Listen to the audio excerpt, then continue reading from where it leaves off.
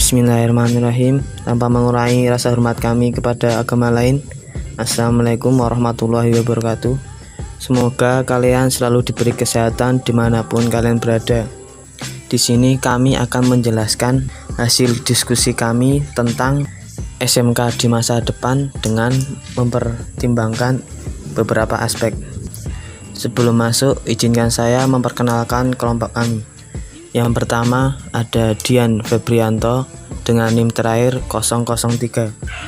Yang kedua ada Ardi Tito dengan NIM terakhir 004. Yang ketiga ada Muhammad Idris Kurniawan dengan NIM terakhir 005.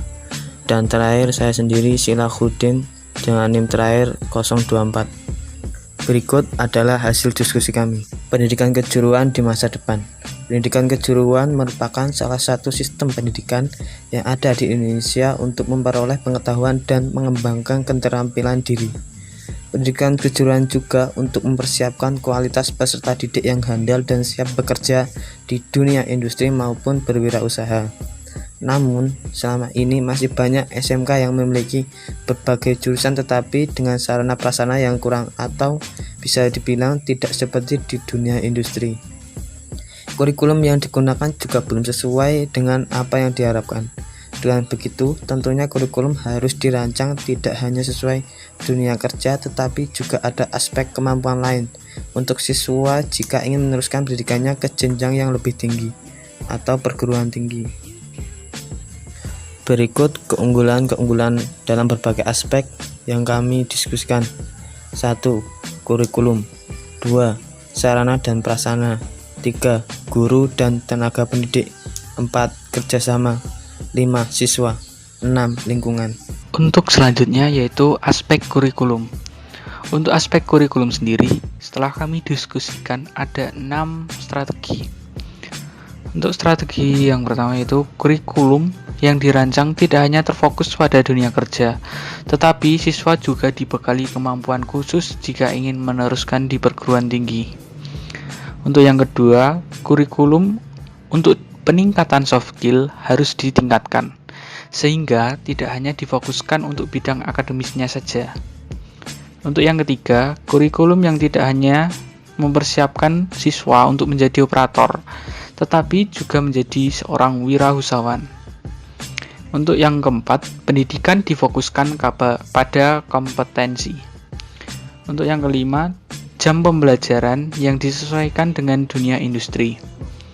Untuk yang terakhir yaitu memberi dasar yang kuat dan fleksibilitas agar siswa mudah beradaptasi. Kemudian ada aspek sarpas. Untuk aspek sarpas ada 4 macam. Yang pertama yaitu fasilitas praktik yang dibuat mirip seperti industri.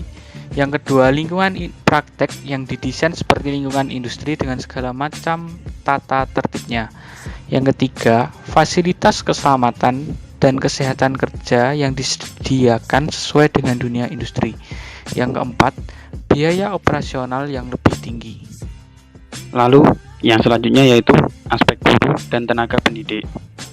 Yang pertama, praktik dasar harus diajarkan secara mendasar atau tidak asal-asalan.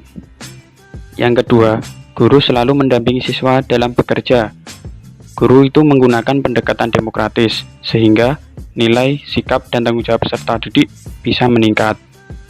Lalu yang ketiga, siswa dibimbing berprinsip belajar tuntas, bukan sepotong-potong, dan siswa sudah dianggap bisa. Guru di sini berperan sebagai pelatih dan juga fasilitator siswa dalam belajar. Yang kelima, guru harus memiliki pengalaman di dunia industri, atau bisa dibilang guru memiliki sertifikasi kompetensi. Lalu yang terakhir, guru harus menjadi contoh yang baik dari tipe-tipe perilaku yang diinginkan, dan siswa harus memiliki kesempatan untuk mengamati tipe dari perilaku kerja tersebut. Selanjutnya yaitu aspek kerjasama. Dalam aspek kerjasama ini, sekolah harus menjalin hubungan kerjasama dengan dunia industri. Tujuannya untuk meningkatkan mutu kompetensi siswa, sehingga ketika lulus siswa sudah menjadi sumber daya manusia yang unggul. Salah satu contoh bentuk kerjasama yang selalu dan wajib dilaksanakan yaitu praktik kerja industri, di mana Praktik kerja industri ini merupakan bagian dari program pembelajaran yang wajib dilaksanakan oleh setiap peserta didik di dunia kerja. Tujuannya yaitu menghasilkan tenaga kerja yang memiliki keahlian profesional, yaitu tenaga kerja yang memiliki tingkat pengetahuan, keterampilan, etos kerja yang sesuai dengan tuntunan lapangan kerja. Slide selanjutnya adalah aspek siswa. Yang pertama, siswa harus mengikuti pembelajaran dengan benar dan diawasi oleh guru. Yang kedua, siswa praktik harus menggunakan keselamatan kerja dan selalu bertanggung jawab. Yang ketiga, job sheet siswa harus selalu digunakan saat melakukan praktikum. Yang keempat, siswa harus bekerja dengan memperhatikan kualitas pekerjaannya, bukan asal jadi. Yang kelima, siswa dilatih untuk berani berbicara di depan umum, berpikir kritis, dan kreatif. Slide yang selanjutnya adalah aspek lingkungan. Lingkungan belajar berpengaruh terhadap hasil belajar. Maka, aspek lingkungan untuk pendidikan kejuruan ini sangat baik dibuat mirip seperti tempat kerja di dunia industri. Dari tata letak mesin, warna zona lantai, jam kerja, dan sebagainya. Tata tertib di lingkungan sekolah dibuat seperti dengan dunia industri, sehingga siswa membiasakan diri untuk disiplin dan patuh terhadap aturan-aturan yang berlaku. Lingkungan belajar siswa dibuat supaya siswa menjadi nyaman saat melakukan praktikum.